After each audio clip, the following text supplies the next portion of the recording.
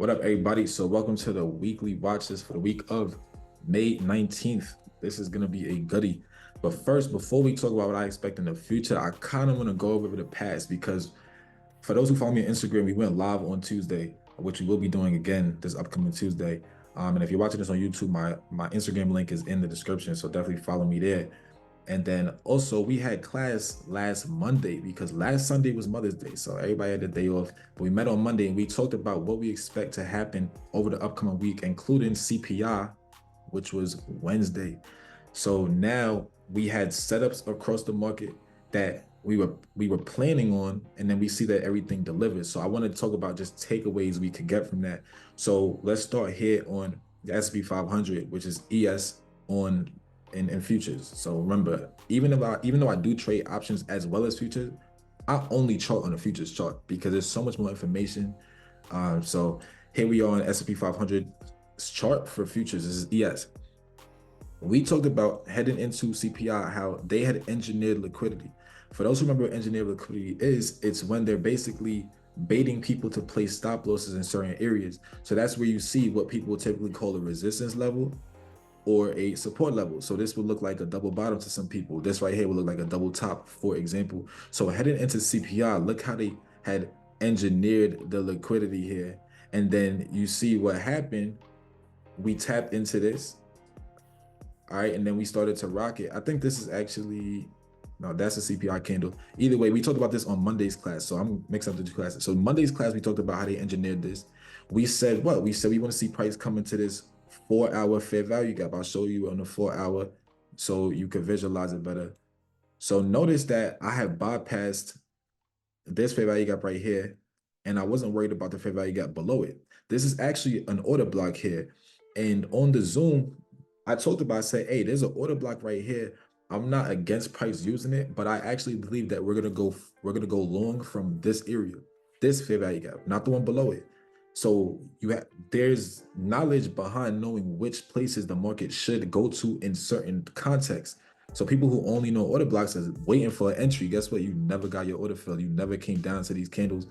And one thing I will say about order blocks, if you've been taught that an order block is just the one candle before an impulsive move like this, that's incorrect. An order block will be consecutive candles. So in a bullish order block, you'd have consecutive down close candles like these two reds. It wouldn't just be the one red at the bottom. It will be both of these. It has to be consecutive though, not red, green, red. It has to be red, red. Okay, hear me clearly. It has to be red, red. It has to be consecutive, but that would be an order block, as well as a bunch of other criteria that I talked about, obviously, in like the mentorship or maybe any master classes that I do. But either way, I didn't expect us to tap into this order block. We wanted to use this. So notice that price came into here and then we were able to go long from here. So as price has been proving its bullishness, notice that we ran sell side. That was the point of engineering liquidity. So we ran everybody's stop losses here. They got the liquidity they needed to generate the move that they wanted. You got the liquidity you need to generate the move that you want. So now we're moving. Now we moving. And then heading into CPI, well, yeah, that was ES. Actually, we were on NASDAQ on Tuesday. So now for the Tuesday's live, we were looking for CPI to be bullish. And we were looking for this fair value gap to work. Obviously, it worked out. Everything played out exactly how it was supposed to. And then takeaways from intraday. So takeaways from the most trending day of the market, which was last Wednesday, will be this. So obviously you guys could tell this big green candle is the CPI candle. It was one of those, you know. It was good, D'Angelo. What up, bro? So it was one of those. Now looking at the time period before the CPI candle, do you want to be involved in this? All right, you don't want to trade this. You don't want to trade this. This is chop, this consolidation. This is not favorable conditions. Wait until the market gives you a real direction. We did expect it to go up before the news ever happened. That's what we talked about. But that doesn't mean you have to trade into that. And I don't advise ever trading a news candle. Please, never, even though we knew it was going up, do not trade a news candle. I don't care who you are or what you know. I would never do that. So, or we ignore that green candle and then we could get involved. But takeaways would be this. So now that CPI comes out, this is the 5-minute time frame. Notice that price went crazy off of that. Now look, this red candle here is 8:35 a.m. The news comes out at 8:30. Look what happened at 8:35. 840, 850. Oh, we just consolidated until the market was ready to open. Then the market opens, it trades lower first, taps into this 5 minute fair value gap, and then pushes to the upside. This is where I went long from. Um, Notice that it came to just about the 50% fair value gap. So this is something I was watching. So remember I talked about how on ES, we engineer liquidity on the top side and on the bottom side. And that's something that they'll typically do. They'll engineer liquidity into some type of news or into any type of time period in the market where you're expecting movement. So for example, at 9:30, we expect movement. I think we all know the 9:30 candle is pretty aggressive, and the market typically goes somewhere shortly after 9:30. So heading into 9:30, they'll engineer liquidity on both sides. As you see, there's probably people stop losses on top of this and a pool of stop losses on the bottom of this. But what exists under it? You have a bullish fair value gap under this. So for me, I just set alerts on the upside and on the downside because the higher time frame, as we talked about on live, the higher time frame told us we're supposed to be bullish. So at that point, I'm already thinking bullishly. Like I'm already thinking bullishly. So I'm only looking at bullish tools that I have in price actions, such as a bullish fair value gap. So as long as I get confirmation in this area, I'm willing to go along. But I started on too small of a time frame. Let's take a step back for a second. Let's take a step back and let's really talk about what we were looking at for weeks now. So some of y'all been in this community for weeks. Some of y'all, this is your first day ever being on Zoom with me. So I'm trying to talk to both people and catch people up so we could all understand what I'm trying to get at here with any lessons that's trying to be conveyed.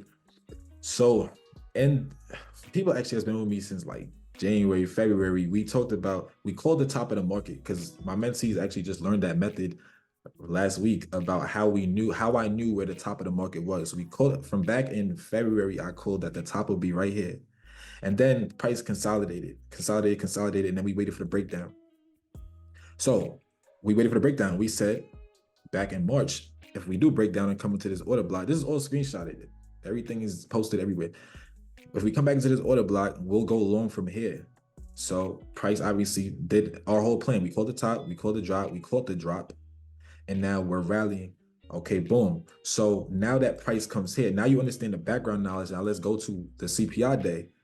So heading into CPI, after seeing everything playing out exactly how we expected to, okay, cool. Heading into CPI, so this is Tuesday, CPI is Wednesday. What did I say on live? I said this type of liquidity is the type of liquidity that can be taken pretty much in one day. On Instagram Live, I was saying that like not all liquidity is the same. Not all liquidity is to be treated equal. This is the type of liquidity that can be taken out in one day. So now that you understand that we're expecting a really aggressive green day in the market on Wednesday, that's what we prepared for on Wednesday. We were expecting it. Now you could understand why I say when we break to the downside first on this 5 minute time frame after the CPI candle, when we break to the downside first, looking to go long here is much higher probability because we already have an expectation on where the daily candle is supposed to go.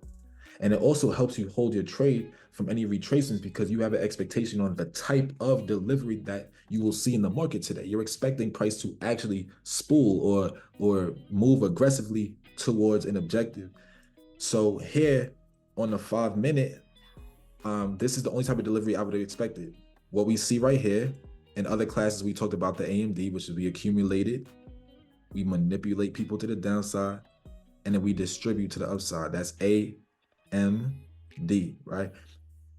Or what if they didn't come down first? What if price action just consolidated first and then it just went?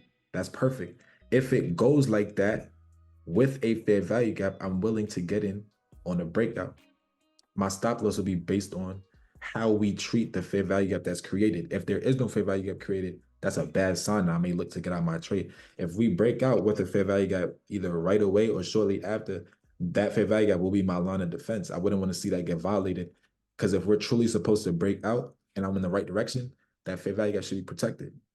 So now y'all kind of have an understanding on two ways you can play consolidation. I always tell y'all, don't trade inside of a range, especially when it's I think somebody came up with me by accident, but especially when Tom I say don't trade this out of a range, especially when it's not the proper time in the market, right? Why trade this before 9:30? You're just looking to get your account blown up. They're not gonna make aggressive moves until everybody's in the market with them. And you got to think about the mind of a market maker. If they need liquidity to go somewhere, wouldn't they look to make moves when liquidity is in the market?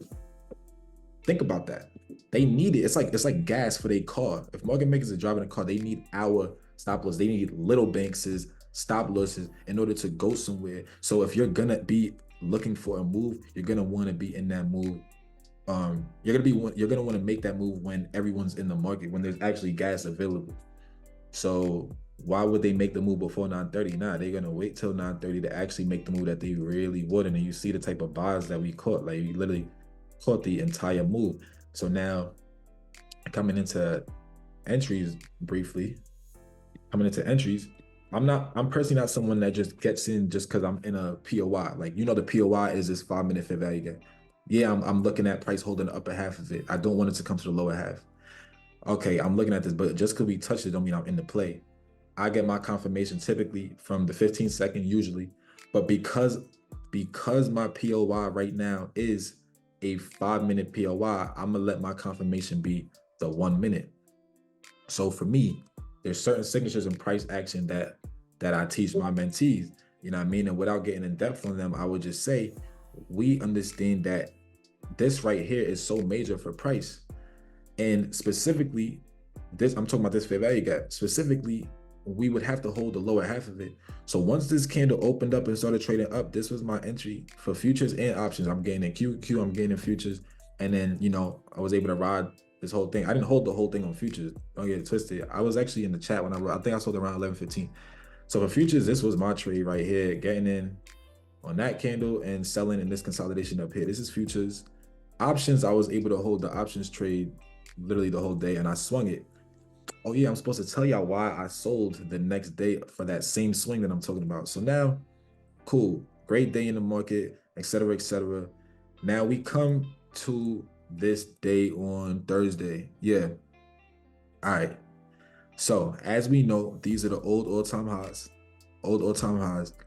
Price goes above it. Cool. I'm looking for acceleration to the upside, but there's two ways that it can happen. We can either accelerate immediately, or we can do what I expect right now, which is this arrow, which is kind of revealing a little bit what I'm gonna talk about soon, which is my expectations. Or we could do what we're doing right now potentially, which would be to hold the upper half of this fair value gap to move higher. So there's two ways that I can expect the delivery to the upside, but I have to give myself room for us being in a market. Actually, my fault, I meant to be on this time frame. Us being in the type of market. Hold on, let's go to NASDAQ itself. So it's a clean chart. Because I want to talk about a couple other things. That's why I have yellow lines. My charts are never busy, but I wanted to talk about certain things, so I left certain things on my chart. So anywho, yes. Okay, so as I said, 2024 so far we haven't really gone anywhere in the market like that. So something that would be indicative of chop, higher time frame chop, would be if we do not clear these highs aggressively. If we just wick these highs and come right back into this range, then at that point, you kind of know the type of year we about to have. We could just end up staying in this range, maybe until elections, and then elections could allow us to maybe go up to the upside or something like that. But there's a chance that this aggressive movement could have us still stay in this range, but we could literally stay in this weekly range for a long time. So being that we just cleared these all-time highs, that was my real target. I'm like, what could happen in the market right now? So we clear those highs, and then what I do, I have to look at other things for confluence. So let me show you one thing I looked at. One thing I looked at the time, remember, this is Thursday, okay? This is Thursday. What did we talk about last week? I talked about how I go to bond ETFs, not ETFs, I go to bond futures sometimes to tell me what I could expect. So this was a setup we called on bonds on live, actually. On live, I said this. It was either live or Monday. Either way, last week classes, I said we should be able to sweep last week's lows, which is the yellow line, tap into the upper half. I was very specific, upper half only of this fair value gap. And then we should be able to go and run to these highs. But I don't want to just go to the highs. I want to actually go past the highs, right? Like, this is obviously a target in itself, but we're trying to move past those highs. So yeah, everything delivered how we wanted it to. but we ain't moved past those highs. Then Thursday, I wake up in the morning, I'm looking at a big red candle. I'm like, that's sus. Because if you remember, what we expect out of bond futures is to remember, if the bonds are moving up, the prices of bonds moving up, you can kind of expect the prices of NASDAQ and ES to be moving up. So you can use them in tandem. And the understanding there briefly is just that bond prices and interest rates move inversely. So if bonds are going up, you can have an expectation that interest rates will be going down. Interest rates going down is good for the stock market, isn't it? All right. So if bond prices going up, interest rates are going down, that means that NASDAQ better be going up too. That's all I'm saying. So when I'm looking at bonds trade down like this on Thursday, I'm like, I don't like that. And that's why I sold my swings. I took profit on my swings. I was like, you know what? Just in case we enter a choppy type of market where we don't actually accelerate past these all-time highs, let me just lock in my profits. So that's why I took profits on my swings. And on top of that, another reason is what I was saying here. This bullish OB on DXY, I don't expect it to work. Once again, as you see my arrow that I told y'all about that day, I don't expect it to work, but it's valid. So you got to understand what I'm saying here, right? Just because something is a valid POI, by definition, doesn't mean it's going to work in every context. So based on a whole lot of context that I use in my analysis from different time frames, I have an expectation that this order block won't work. But I could be wrong. I could be wrong because it's a valid OB, right? I could be wrong. So that's why I say, you know what? We just came into this bullish order block. If DXY does go to the upside, that means NASDAQ will most likely go to the downside because they move inversely. If y'all follow me, I know some of what I'm saying is over people's heads.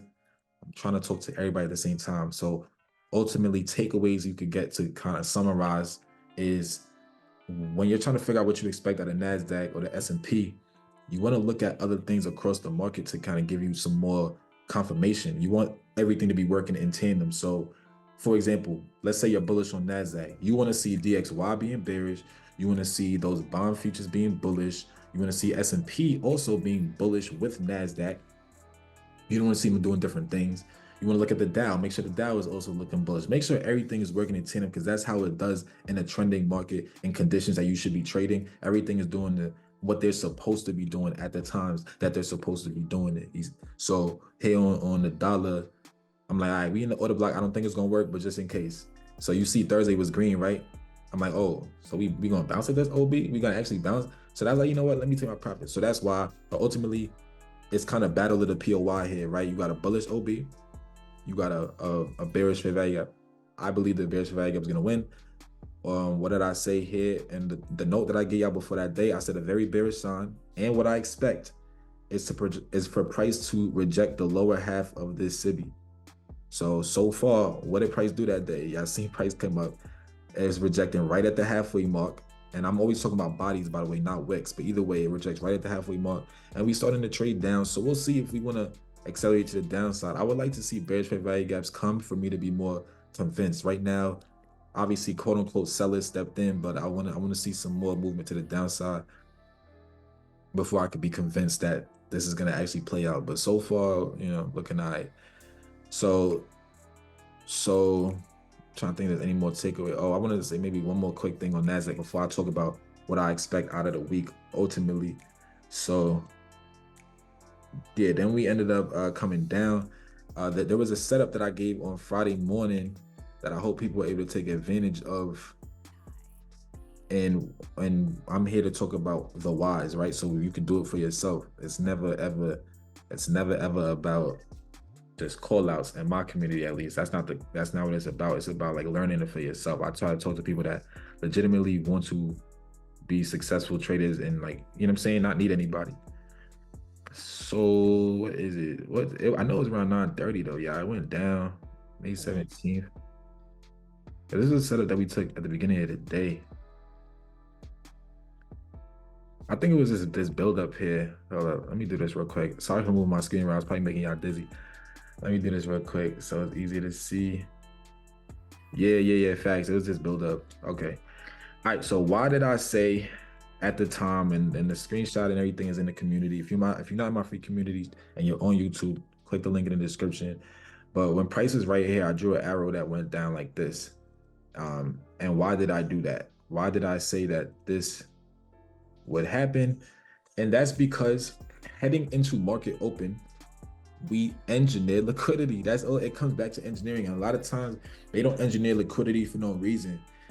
So seeing that we were already in a choppy time period heading into the New York session, as you see what London looked like, London didn't go anywhere. We were chopping throughout London, and we also don't have any bullish fair value gaps on this hourly. So I talked about the lack of fair value gaps, telling you secrets about price action. So now that's why I say, hey, this is the setup I'm looking for, which I was able to take and make money on based on when will this move happen? Most likely around market open. So I'm just waiting for confirmation. As we started to break down here, you see what's happening. This is what, 9:20. Look what time we starting to break, getting into New York open. And then we were able to come to the downside. And then we get a quick bounce at this 0.2 area, which is a mentorship topic in itself. And that topic has to do with price closing on a Friday in between this area, right? Between these yellow lines is where I wanted price to close. My phase 2 members know what I'm talking about. And some people that's not even in my community might know what I'm talking about. But yeah, that's not the point. But either way, that's what we were expecting. And then we see that price actually ended up closing in between those two yellow lines. So that was that's a little topic we talk about. So basically, I was expecting a retracement on Friday and for us to kind of close in here. And so we did. We went a little lower, but we ended up closing in there. So now I'm expecting us to move to the upside even more. So now that we took some takeaways from last week, there's honestly a lot more I could say, but I'm trying to chill. So I gotta move on. Now I can finally delete these things. Oh my gosh. I hate when my chart has a lot of stuff on it, y'all. I was just waiting to talk to y'all. Oh, and then for ES, I was looking at this wick when I said this.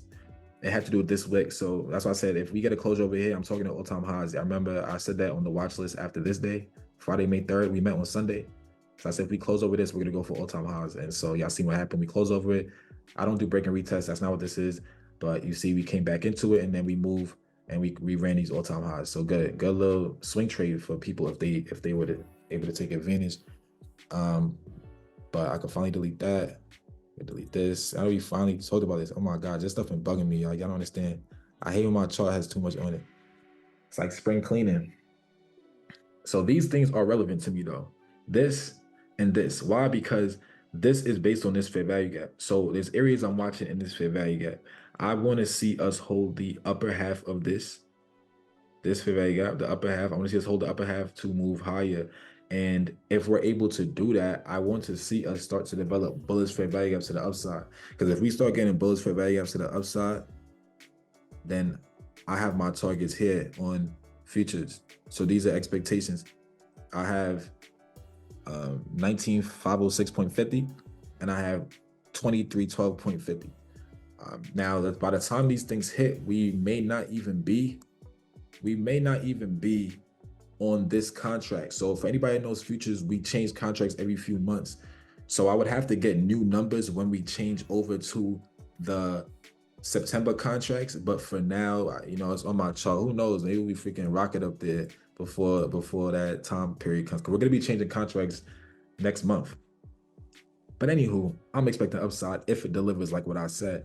If we come down in here and we come under the halfway mark of this bullish fair value gap, I'm not going to be a happy guy because I'm going to be like, we might be in that rangy market I was talking about. Remember I said on this weekly, we literally could do this. Like we could do something like this and just end up staying in this range for a long time, which would be really trash to trade. But, you know, I really want to see us make a bullish fair value gap right now.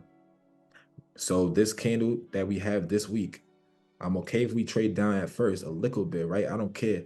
But I wanted to end up coming back to the upside so they can have a green weekly candle and create a fair value gap right here. That would be lovely. That would be something I would want to see.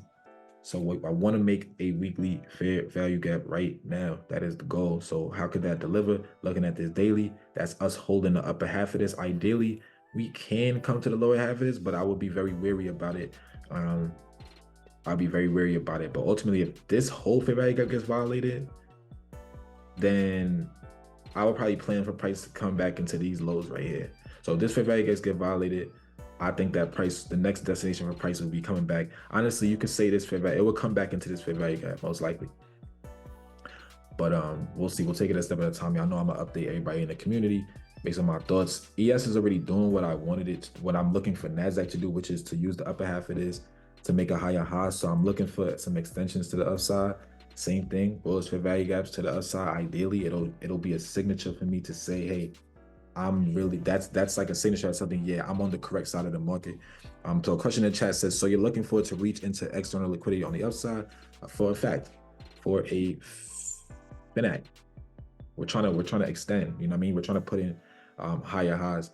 So I'm trying to think if there's anything I wanted to say. No, I think that's really all for NASDAQ and ES, right? And I think I could move from there. I think I can move from there. Oh yeah, all this stuff got talked about already. I don't need none of this no more. Y'all don't understand, man. I cannot stand busy charts. We talked about all of this. None of this has to be talked about anymore. This is my concern right now. So on your charts, I really hope that you guys get to the point where you only put things that are relevant on your chart. Everything else is not relevant. That's also another thing too. If you also wants to trade SMC, for example, you got to know which things are relevant and which things are not.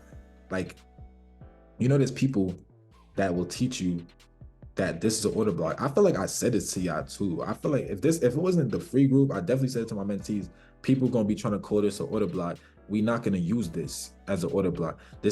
You might say, hey, by definition, it's an order block. Look, we got the up close candle, we got an impulsive move, we got this, that, and the third, we close under these lows, and you think it's an OB.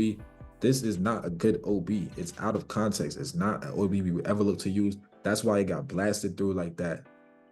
Anybody that's teaching you things, everybody who taught you this is an OB, if you were following anybody that told you that was OB, then you need to question their knowledge a little bit. This ain't it.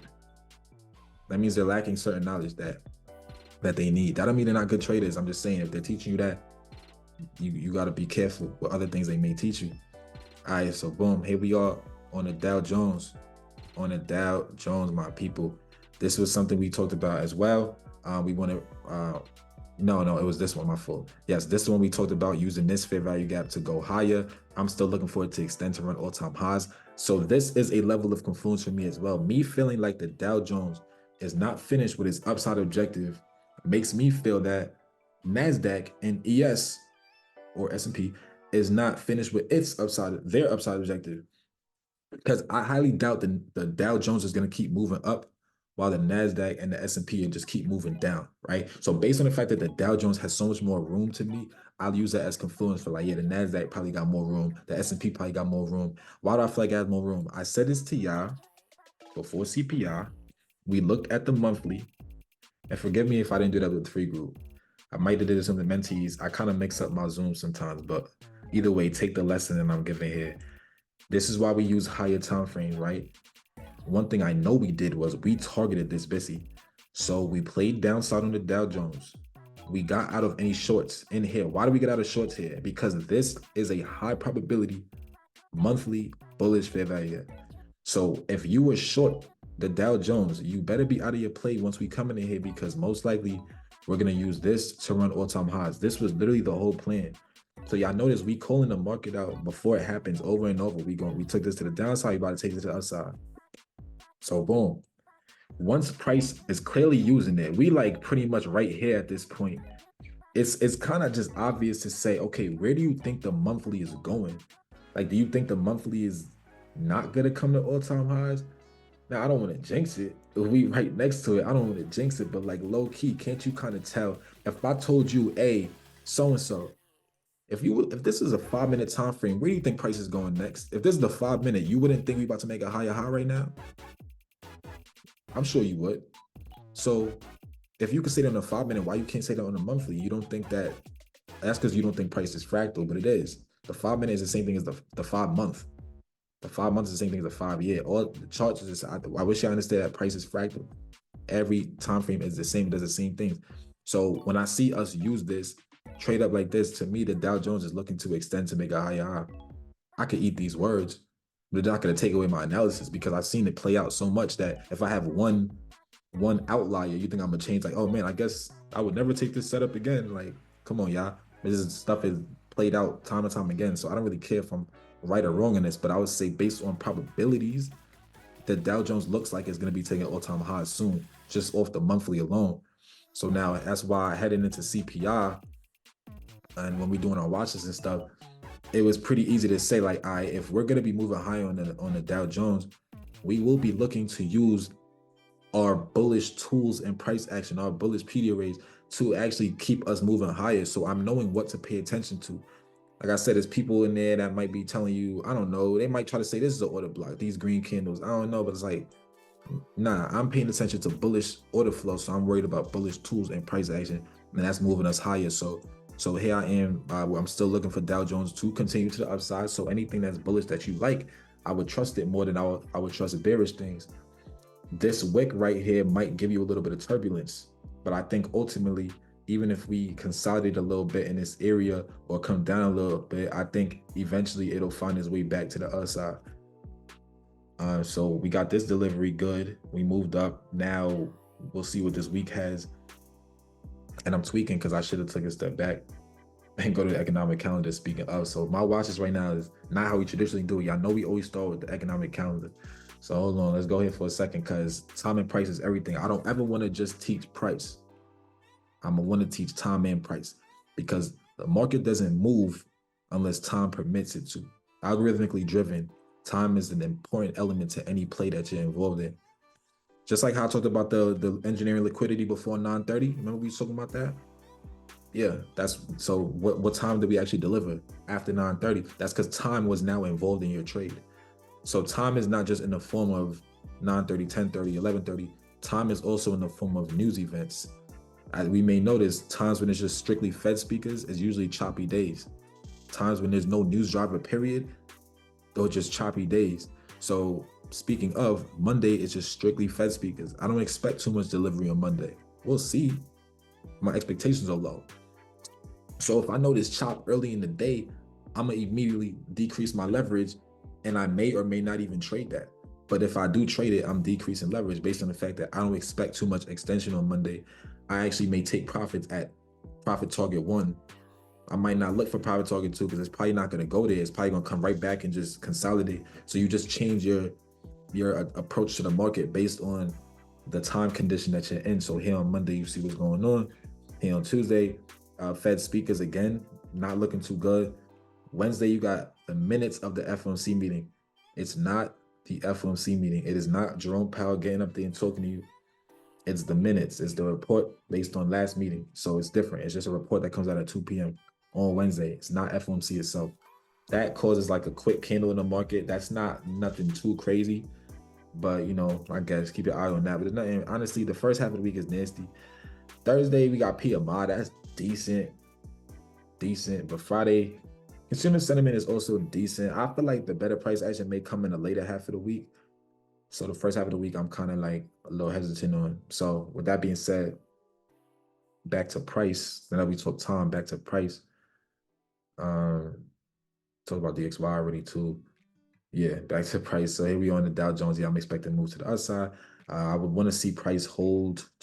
I wouldn't want to see price like come under the upper half of this daily BTSMC before actually making them all-time highs though. So if we come back under the upper half of this, I wouldn't like that at all. I think it should kind of either consolidate in here, hold the upper half, or just strictly go for those all-time highs right away. We don't want to see deep retracements when we're really close to liquidity.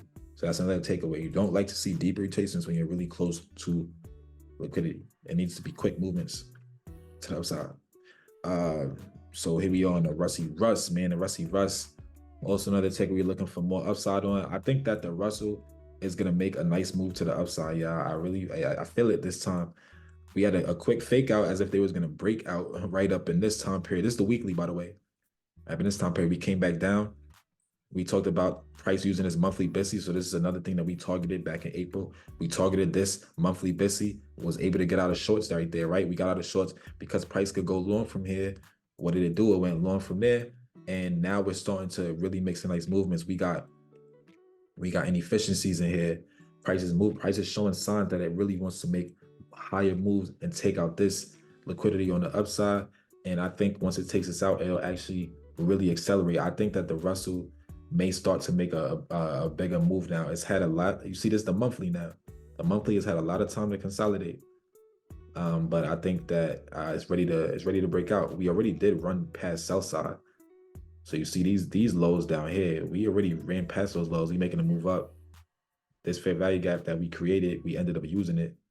That's why we like to create fair value gaps, because we could actually use them as lines of defense. So when price came down, it used it.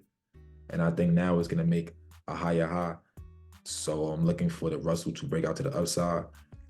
You see this, these are targets I have on the Russell. So I could say for the micros, a Russell should be getting to 2292.5, 2418.1. Those are swing targets I have on this Russell right now. But I'm always willing to switch biases if things that I like to see are not occurring. So what would I like to see in order for me to believe in those targets? We need to blow past these highs in some quick movements. We need to actually, when we take these highs, we can't stagger. It needs to like destroy those highs. And on a weekly time frame, I would like to see a green candle laid over top of these highs. I want to see a green candle laid over the top of that. And then I may start to believe in these targets even more. So I need to see the delivery. If I don't see that delivery, I remove those targets, and I'm willing to switch biases. And that fluidity in the market is what will separate traders. There's no emotion. We just trade setups, and we trade based on what we want to see. So here's another ticker here on copper. So I mixed up futures and options. So this is a futures ticker for now, but I'm sure there's an options equivalent. So for copper, shout out to the people that executed on this. We talked about price using this order block. We talked about price using this order block, upper half of it, everything. Cool to move to the upside. Consolidated for a second, but it ended up making a very nice move. Look at the move we've gotten off of this order block. So now you may see why we like to use our tools and price action that gives you a real direction. My target was the negative. My target was 4.9170 here, but we're overextending. And now when I look at where we could potentially be heading for, it looks like we're heading for all-time highs here on copper. So let me show you something in case you don't notice.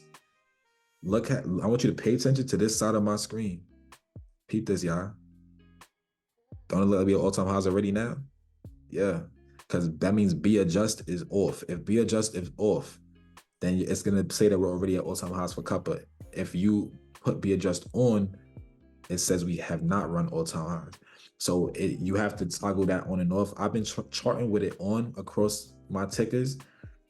And so that has to do with contract changes when they change futures over. Whenever they do contract changes, it kind of has some extra stuff. But either way, that's what causes that discrepancy. Internet says she's been loving copper and you've been killing it. So shout out you for executing.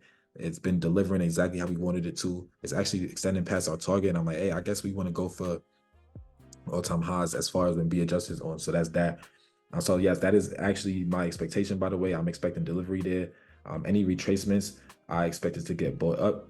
As we try to move past these highs, I would like to see us extend early. So right now, I want to see us pretty much extend. I don't want to see us come back down low. That's not a good sign for copper. So really in the ultra short term, actually, I would expect copper to really run these highs. And I want us to run these highs aggressively, because then when we do that, that's a sign to me that we're going to end up running these all-time highs. So in the super short term, I'm expecting quick delivery on copper.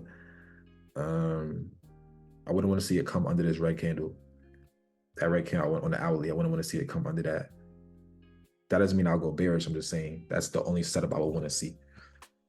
Here on CL, we said don't trade the range.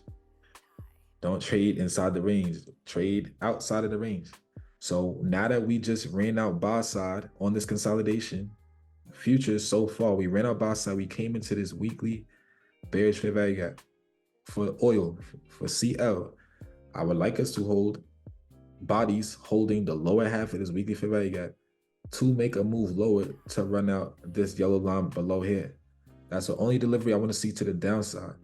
If we have CL put a body on top of this white line, then to me, I'm no longer bearish on CL, because the only bearish delivery that should happen right now should be exactly what I said. It should move like that. All right. So that's that. And if it's bullish, if it was bullish delivery, to be honest with y'all, if it was bullish delivery, we would want to be leaving a bullish fair value gap right now. So even if I'm a bull on CL, I don't like what I'm seeing. If you're somebody that's bullish on CL, something that you shouldn't like is the fact that price opened up and traded down and just eliminated the ability to create a bullish fair value gap. It just eliminated it for you. So you should be kind of sick. Like, dang, how we tapped into a bearish fair value gap on the weekly, and then it just prevented us from creating a bullish fair value gap on, excuse me. Yeah, a bullish fair value gap on the daily. That's not a good sign. It's not a good sign. So if you're a bull on CL, that's not a good sign. If you're a bear, this is the start of the move that we're looking to see. Potentially. But once again, if price does find its way back to the upside and put a body on top of it, I'll probably lose my bearishness and I'll probably have to just reassess what I have on price action. But ultimately, don't trade the range. One quick takeaway I want to give as well on CL, because this is something we also talked about. We were looking to see it break down this day. So here we are. We have these lows. So notice that these lows right here are the lows of the consolidation. That is the lows of the consolidation. So this day, we saw CL really start to break down and start targeting those lows. Whenever it tries to make that move, hurry up. Hold up, let me go to the 15 or something, because I want to talk about some takeaways we can get from that. All right, so boom. Now I'm involved in these shorts myself. I ain't catch the whole drop. I wasn't even looking at it. What is it? 630, 730, whatever. It's those lows, right? Or is it these lows? I don't know. We about to find out, because I know I was not up at 630 and we're mad close to these lows. So this is probably not the one I was talking about. Yeah, I definitely was that. So it wasn't that. My bad, y'all. Let me make sure, because I want to get out a takeaway that we can get from this. I want to get out a takeaway we can get from this. And when I think about this date, and this is Wednesday, May 8th. I don't know. Thursday, May 6th. Wednesday, May 15th. Man, I might have to skip this lesson for y'all, because I wanted to tell y'all like how I got out at the bottom that day, but I literally can't remember. Yeah, I can't remember which day it was, because they rocketed out of there. I can't remember, y'all. I'm sorry. We're gonna have to skip that for time purposes. But I just wanted to get y'all so y'all know how to like get out of plays at the bottom. It has to do with, it was like certain signatures we could talk about. Basically though, one thing I could say just on the surface without spending time looking for that is, if you guys learn what bearish price delivery typically looks like, and you're approaching a liquidity target that you have. So let's say it was these lows right here, which I don't know. I really feel like it was those lows, but it had to be those lows. But anyways, if you're approaching a liquidity target and you notice that we ran the liquidity right at that yellow line down there, right? We actually ran that thing, but we didn't exactly like accelerate past it. We ran it, we wicked it, but we not accelerating past it. And then price is giving you signs that it starts invalidating bearish things shortly after it. So for example, let's say hypothetically there was like a bearish fair value gap right here that just got invalidated. Price is talking to you right now. It met an objective. It invalidated this fair value gap right here, or this order block right here, or something like that. And then it trades past it, bro. Price is talking to you, because if price was truly trying to accelerate even farther, believe me, this would have held. So that's why I knew to like get out, because I'm holding. All right, I'm in them shorts. Caught a very nice play on CL that day. But then once certain things didn't hold, personally, I was looking at the 15-second as well as the 1 minute. Once certain things didn't hold on the time frames I was looking for, I was able to get out at the bottom. And then price had a crazy reversal that day, moved to the upside.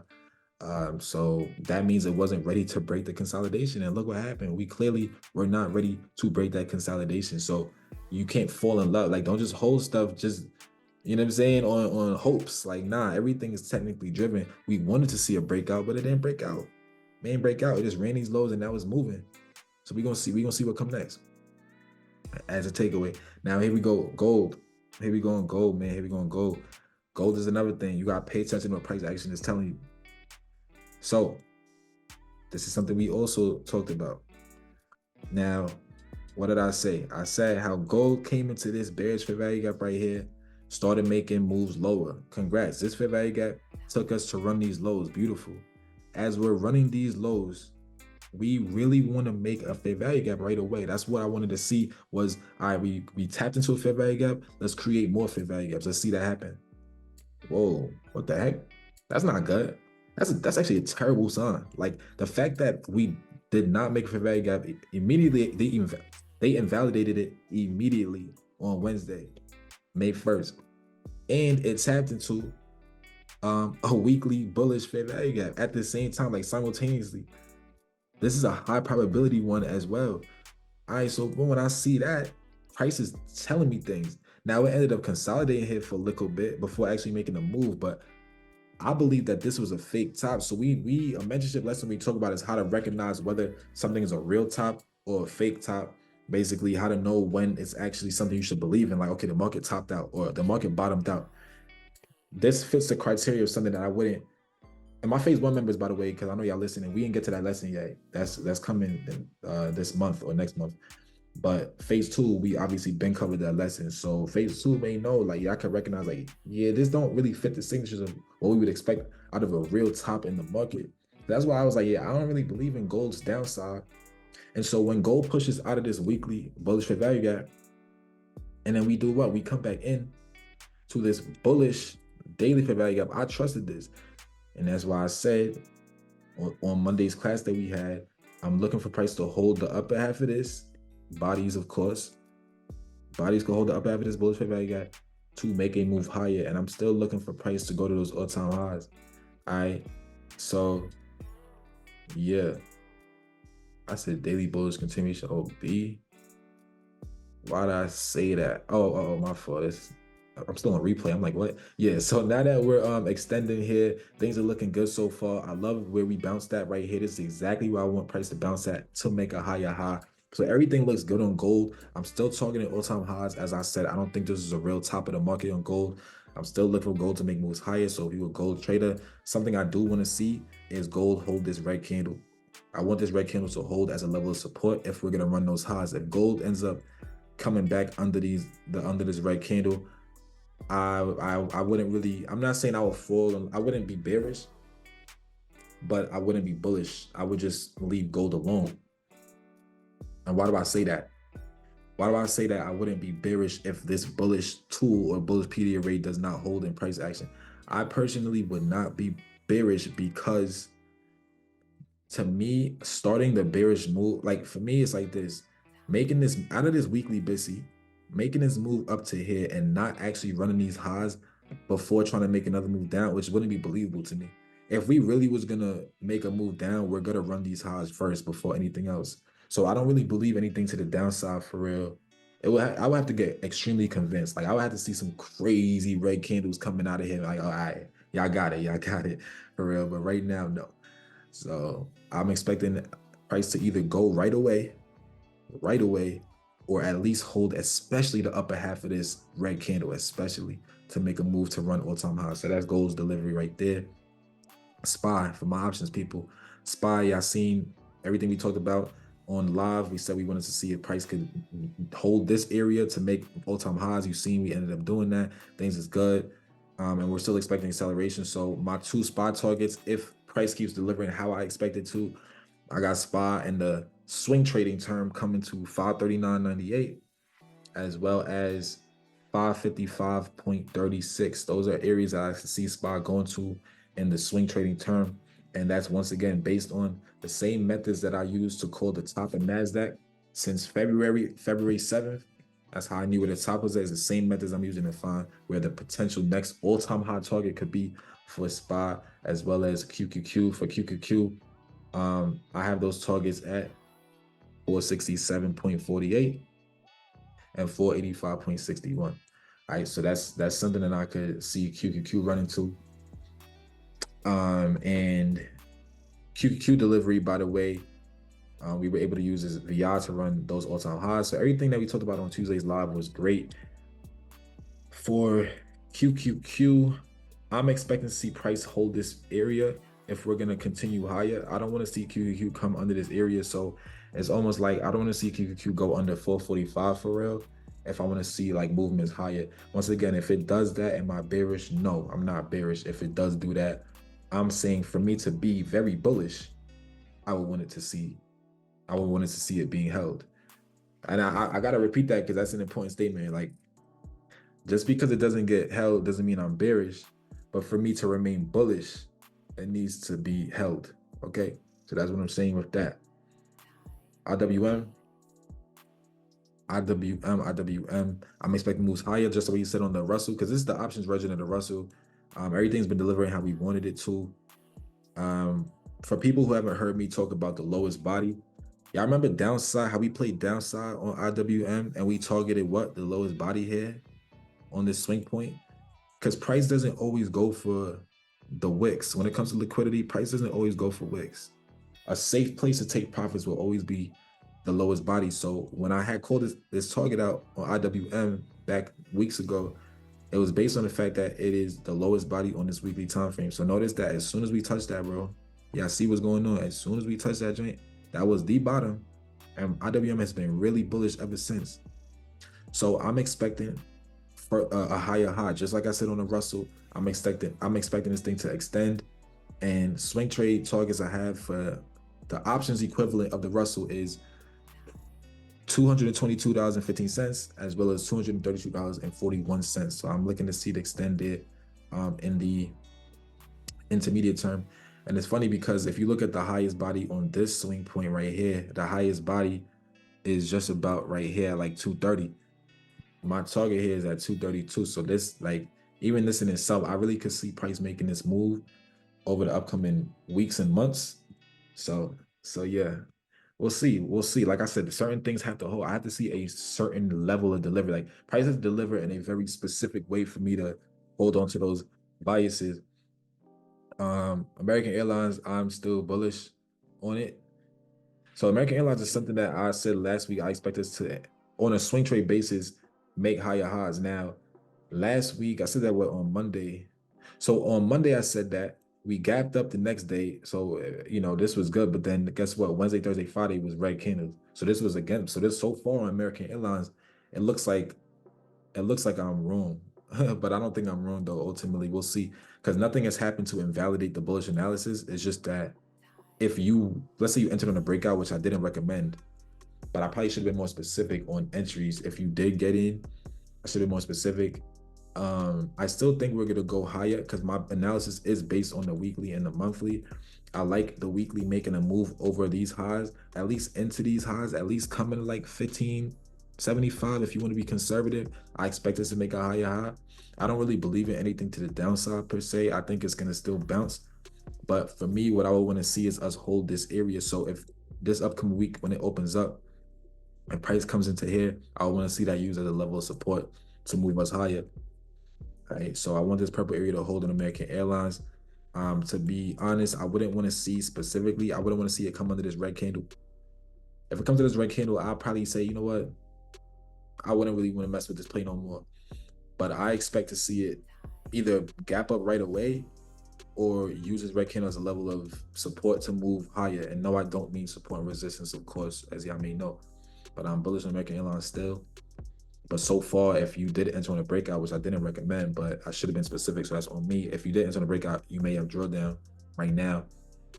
But yeah, so that's that. Yeah, and what Bernie said is exactly true. Like, that's one of the reasons why I said I don't believe in this downside. So when I was looking at this last night, I'm like, they don't have any bearish for value gaps. So what did I say to y'all even earlier on this Zoom or weeks ago? I told you guys, we always look at the lack of fair value gaps just as much as we look at the abundance of fair value gaps. So seeing that there's no fair value gaps here to the downside, is very hard for me to believe in this down move, especially when we're coming into a bullish fair value gap. You understand what I'm saying? And this is a high probability one as well. But where price is bouncing is kind of where I really wanted to bounce. My second line of defense would be this red candle, but under that, slash the weekly BTSMC VI, but slash, you know what I mean, like this red candle. So where I don't, under here though, I wouldn't really be a fan of it, because then I might think I want to make lower moves. So, you know what I mean, we're gonna see. Apple, we've delivered well. The reason I'm bringing up Apple again is for lesson purposes. So what do we say when Apple gapped up on earnings? We opened up here, and I told y'all, I say, yo, draw where the 50% of the gap is, because that 50% of that gap, if we're truly bullish on Apple, it shouldn't come under that. So y'all see where the 50% of the gap was at around 170, around 180, basically. Look how Apple filled out just about where the 50% was at, and it's been moving up ever since. So that was a bullish signature for me to see, like, okay, cool. I like Apple to the upside as long as we can hold this area, and that's what's been happening. So, Apple, when I look at the higher time frames, I wouldn't want to see Apple come under. I mean, it's a long way away. I wouldn't even want to see it come down here in the first place. But I'm just saying, to me, I would go bearish on Apple most likely if it broke 175. But that's far away. I'm looking for extensions on Apple. I'm just looking for like some upside. Something that should hold most likely would be the weekly VI. I would probably say Apple shouldn't come under like 180, 183 for real, for the most part. I would want this area to hold to move higher, but ultimately, yeah, I'm bullish on Apple. Higher time frames show me that I should be bullish on Apple. Things look good here. I would love if we could make a monthly fair value gap. Now, obviously, there's 12 more days in this month or something like that. So I would want this month to end with this green candle ending up somewhere up here. And then the next green candle, meaning June's monthly, I would like it to create a fair value gap here that we can now draw like this. We're gonna be able to draw this on Apple on the monthly and say, okay, cool, we had a monthly fair value gap right here. That'd be lovely. That'd be a great sign that Apple's gonna extend, and then I would give you guys Apple targets after that happens, because I would have an idea where Apple wants to go if I see that delivery. I could kind of do the target thing right now, but it's fine. I'll move on. Only a little bit more that I wanted to say. I'm not gonna talk about those. What did I have?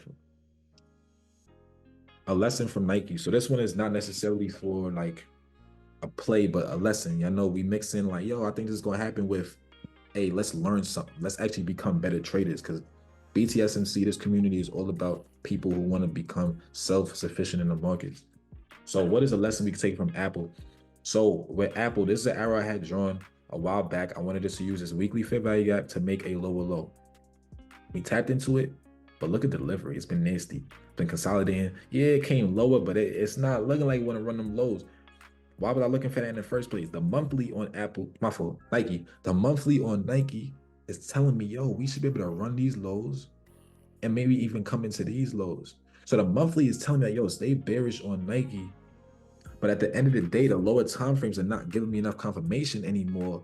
So I don't like the way Nike is moving. I still wouldn't be surprised to see the monthly end up taking these lows eventually, but the delivery is not making it tradable. So based on the monthly telling me we should go lower, I said, all right, if we're gonna go lower, what could we go lower from? Well, we have a weekly bearish fair value gap here. We could go lower from here. So that's why I drew this arrow. I said, we could come in here and go lower. Copy. All right, now that y'all see what my thinking is. The weekly touched it, we're going lower. Now the daily, I literally forgot about Nike until I had an alert go off, whatever day that was. And so now I sent Satan to my team. I'm like, yo, people, let's take Nike shorts. We took Nike shorts and it was working out at first. I think we traded this side of Nike. This red candle is what we traded. This was good this day, but then look what happened after that. Right? Nike it didn't keep going. I thought it would run these lows. It didn't want to go there. And so it's like, all right, did we take a loss? No, we actually took profits. And I want to show you guys why we took profits. That's what I'm trying to say here. So how do we know to even get out in the first place? That's 130. Boom. Let's see how this goes. Because Nike, we're expecting like some serious downside delivery. So as we're really close to our target, this is like some very nice liquidity we could take. I'm gonna just put it right there. I really could put it under here, but I'm gonna just put it right here. That's some nice liquidity we could take. That is 330. Next day we probably gapped up. That's Monday. All right, perfect. So I just wanted to look at the lower time frames. What was it?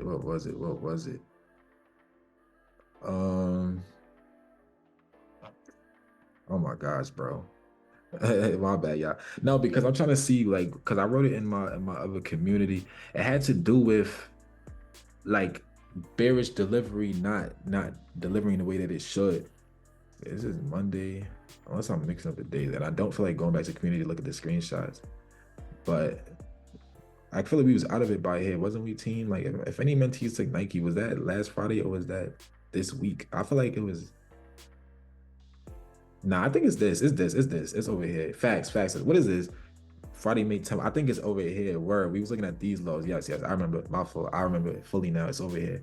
Okay, perfect. Because I'm like, that's strange. So we're actually looking to take these lows.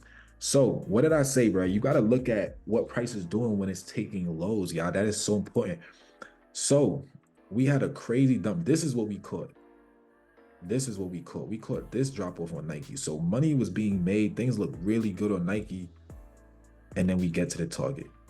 Dun, dun, dun. We get to the target. What are we going to do at this target? So you have to watch what price action do. You have to pay attention to price action when it gets there. Notice that we did take the lows. Congrats. I told people trim here just in case. But I think Nike's going to keep moving lower.